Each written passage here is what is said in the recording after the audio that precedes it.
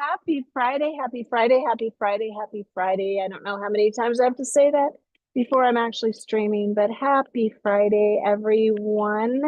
I'm Michelle Oliver. Welcome to Expitality Time, sponsored by Expitality. Expitality, the experience of hospitality, because the experience of hospitality truly does transform the world one unique moment at a time.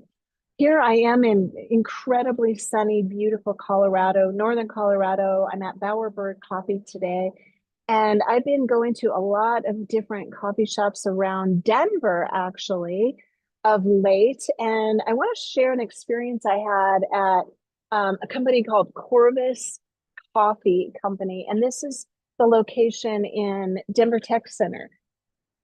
So many coffee shops that do really, really well, they just succeed because they can lean into their location. I was at a really cool coffee shop called the Secret Garden, which is adjacent to Cheeseman Park, kind of pretty close to the Botanical Gardens in Denver. And that place is crazy crowded. It can just lean into the location of the park. I mean, they've got this audience right there. They've got the nature. They've got everywhere in Cheeseman Park area. People, it was just, it's packed all the time, all this outdoor seating. And it's a beautiful environment, but the primary reason they are jam packed is because of their location. When I went to Corvus in the tech center, I'm driving through thinking, I'm so glad there is a craft coffee shop I can go to. I don't have to go to Starbucks. And then I thought, my God, here I am again. It's the replicated little town center that's popping up everywhere, right? You have all the kind of same restaurants and all the things, but then there's Corvus Coffee. So I thought, well, not too remarkable. And gosh, I wish it were on the side of the building where they have the gorgeous view of the Rocky Mountains in Colorado, but no. So I walk in kind of meh. But the second I walked in the door, the woman who greeted me, well, she was glowing. She was like so excited and happy to just be existing at her post behind the register. And I started looking at the copies and I made the comment, gosh, it's hard to make a decision when there's an entire library. How do I educate myself within a few moments to make a decision? And she, in 2 seconds, oh my gosh, it's getting windy. In 2 seconds, she was beside me, showing me all the packaging and walking me through things, asking me what I like, what type of food you like, and it becomes like a wine connoisseur, right? So she helped me make a decision on a coffee. And then I wound up looking at a hat, and she told me the story behind the hat, the story behind the bakery. And before you know it, I'm part of the narrative.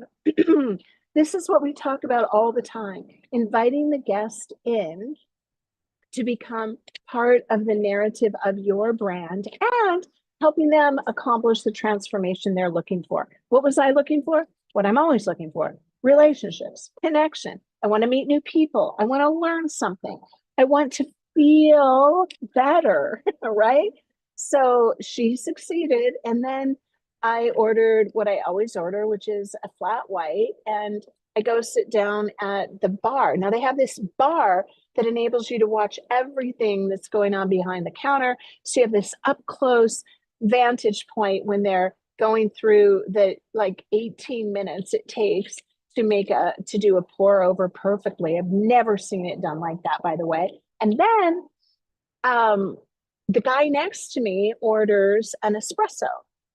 And I happen to notice, because I'm reading the room like always, that he picks it up. Like, I'm afraid to let go of my computer because it's going to blow away, but he picks it up and he smells it, and then he sets it down on the saucer, and then he sets it next to his laptop.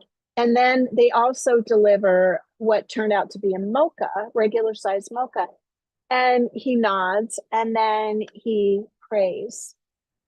And I'm thinking, I can't wait to ask him about praying before he drinks his espresso. But of course, I wait.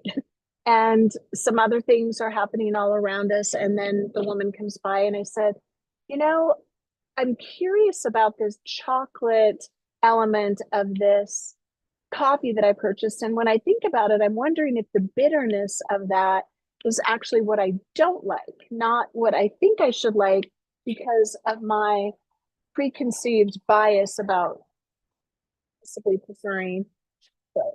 And so I oh my gosh, today's the winning. So she says, "Well, why don't you try this one?" Well, then before you know it, I'm having a flight of tasters of coffee. And the gentleman sitting next to me starts chiming in his perception and perspective about this. And it turns out that he is a coffee sommelier, which I didn't even know there was such thing. And I got to hear his entire story. And the reason that he prays before drinking his espresso is to honor the entire journey that goes into and all into making this espresso. The story of coffee, every everything that goes into it, right? Oh my gosh, it's just crazy windy. But my point is that you can lean into this instead of location. You can actually lean into a narrative.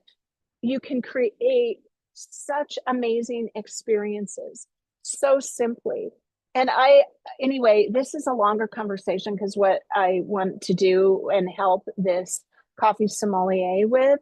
But these are the kind of events you can bring to your property, make it meaningful and educational and connected and all the things that we all look for. I love you. Remember, people are inspired not by what they know to be accurate, but by what they believe is possible for them. So create an environment wherein something more is possible for people and you will find more possibility in your own life.